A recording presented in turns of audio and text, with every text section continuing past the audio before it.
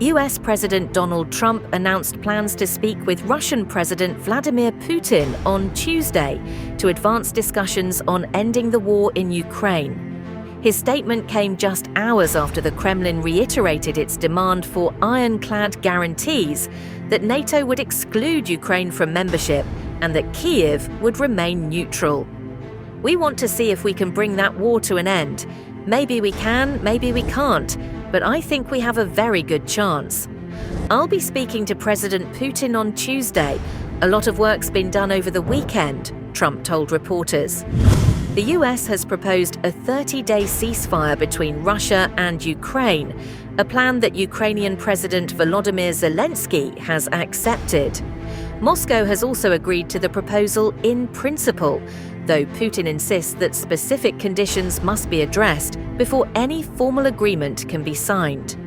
Russian Deputy Foreign Minister Alexander Grushko stressed that any peace deal must align with Moscow's security demands, particularly Ukraine's neutrality, and a firm commitment from NATO nations to deny Ukraine membership. "We will demand that ironclad security guarantees become part of this agreement," Grushko stated. He further emphasized that Russia would oppose any foreign military presence in Ukraine, whether under NATO, the European Union, or other national capacities. Last week, Putin acknowledged the US peace initiative, expressing conditional support but underlining the need for further discussions.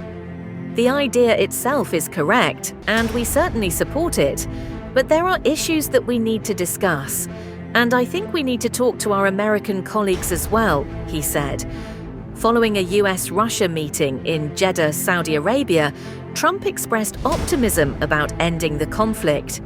"We had very good and productive discussions with President Vladimir Putin of Russia yesterday, and there is a very good chance that this horrible, bloody war can finally come to an end," he said, referencing negotiations led by US envoy Steve Witkoff. Putin conveyed his response to the ceasefire plan through Witkoff, expressing cautious optimism that a deal could be reached. However, Ukrainian President Volodymyr Zelensky remains skeptical, accusing Putin of delaying the process by attaching preconditions to the ceasefire. Putin is afraid to tell President Trump directly that he wants to continue this war and keep killing Ukrainians. That's why, in Moscow, they are surrounding the ceasefire idea with such preconditions that it either fails or gets dragged out for as long as possible, Zelensky stated. Zelensky has consistently maintained that Ukraine's sovereignty is non-negotiable and has demanded the return of all occupied territories. Russia annexed Crimea in 2014 and has controlled significant portions of eastern Ukraine since launching a full-scale invasion in 2022. Trump acknowledged that territorial disputes would be a key topic in negotiations, stating, "We will be talking about land, we will be talking about power plants." Tensions between Trump and Zelensky recently escalated following the Jeddah meeting, where US and Russian officials sought to improve bilateral relations. Zelensky dismissed the outcome, asserting that no decisions about Ukraine should be made without its direct involvement.